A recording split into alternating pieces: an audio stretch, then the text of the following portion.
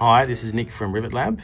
Let's take a look at how to change the nose tip and nozzle on the Gesipa Birdie 18-volt battery rivet tool. Currently we've got this blue nose assembly in there.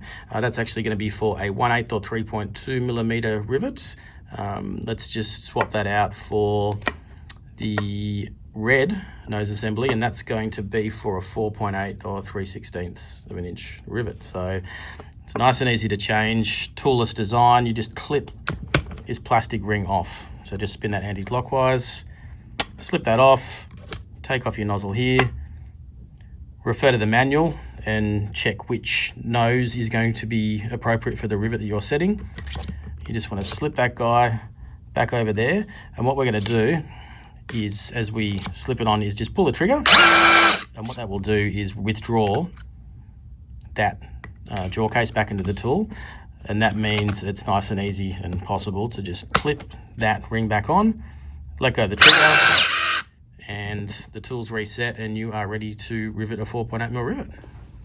So next what I'm going to show you is how to take the nozzle off, which we covered in the last part of the video, but also taking off the jaw case, removing the jaws, cleaning the jaws, lubricating and putting back together again. So you're going to do this on a regular basis just to keep the tool in good order, because if you don't, what happens is you tend to get a lot of swarf, or let's say, metal dust and particles building up inside the nozzle here, and also within the jaws. So the jaws aren't as effective because they're all clogged up.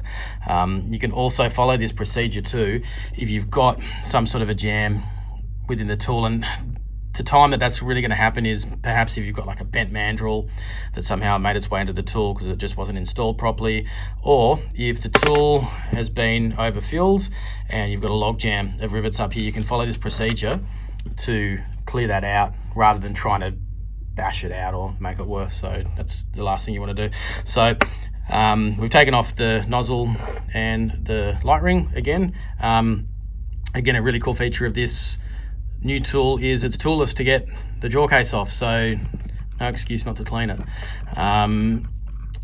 Let's just wind that off.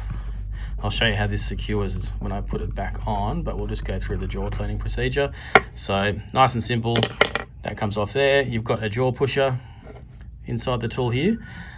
If you're familiar with riveting tools, you'll normally be used to having a jaw spring behind the pusher, but in this tool they've fitted it down the back of the worm drive here, so it's pretty well captive inside there, so you don't need to worry about that as such. The easiest way to get the jaws out is just to use the jaw pusher. Actually, it works well as a tool, and we can just push those back like so, and then what you can do is individually push each jaw out of the tool. Okay, great. So this is a new tool, so it's not contaminated with swarf or anything like that. I'll just come back out on the zoom a little bit here. But let's say, for instance, that the tool had a lot of use, then what you're going to want to do is just get each jaw individually. You can grab a wire brush and just give those grooves or the teeth a bit of a clean out, okay? Because that's going to build up with swarf and they won't be able to grip the rivet as well. So you're going to extend the life of the jaws, which are eventually a replaceable part, but you can extend the life by keeping them clean. Then you can use, let's say, like a brake cleaner, for example, to clean out the jaw case here. That will clear or help clear any other contaminants out of there. If you'd like to do so, you'd be able to just blow a little bit of compressed air down the middle of the tool there, and that should blow out any other sort of swarf that's building up down through the worm drive.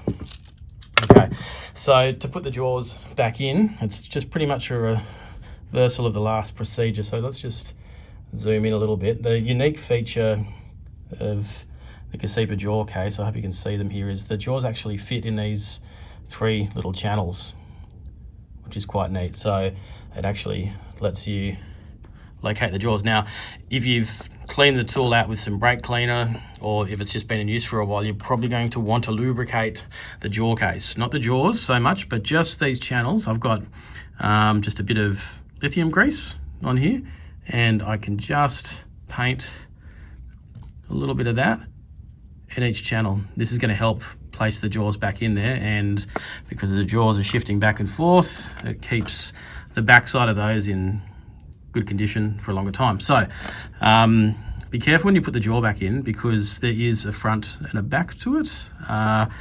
Let's have a zoom in here. Ooh, excuse me.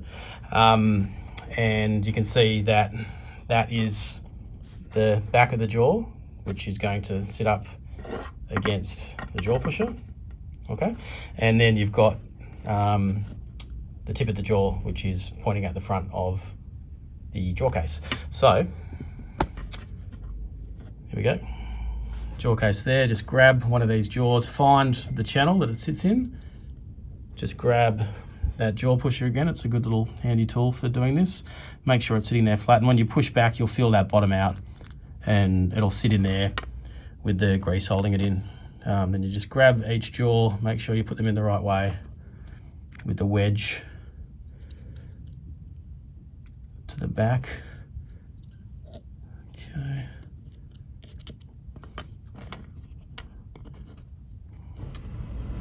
That's it. You can see there's the chunkier bit going in at the back there. Put the final third jaw in, just use that little tool, make sure it's sitting flat. Then just to reposition, you can, I'll try and actually do it around this way so you can see what's going on. Push those forward, and there you go. The jaws are now in position.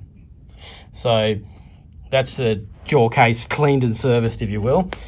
Grab your tool back, just pan out a little bit again, and we can just refit this together. So take your jaw pusher, pop that back in the tool, and then we're going to screw this back on. But before we do that, the way that this secures is this little black pin held in place by a rubber O-ring, and what happens is that pin locates into one of these little slots. So you've got the slot and then the ridge up here. Now you won't feel any of that resistance at first, but as you wind the jaw case on all the way and the pin reaches that point, you'll start to feel that click, and you go all the way in and just back off a little bit so that pin drops into place. If the pin's sitting up on one of those ridges, you won't be able to get the nozzle back on. Okay, so next, all we want to do to get the tool back into operating mode is just pull the trigger, pop your nozzle on this little light ring here, click that into place, and away you go. So that's completing a basic service on a Birdie 18-volt battery tool. If you do that regularly, if you're doing a lot of rivets, or periodically if you're not doing that many rivets, you're just going to keep the tool in good shape. And like I said, follow that procedure. If you've got a jammed rivet or something like that in there, don't be tempted to try and force the rivet out with other tools or anything like that, because you're just more likely to damage the tool, whereas if you just take it apart like that, you'll normally be able to clear a jam really easily. And if you have any other troubles with the tool or anything like that, just give us a call or send us an email. Thanks for watching, and happy riveting.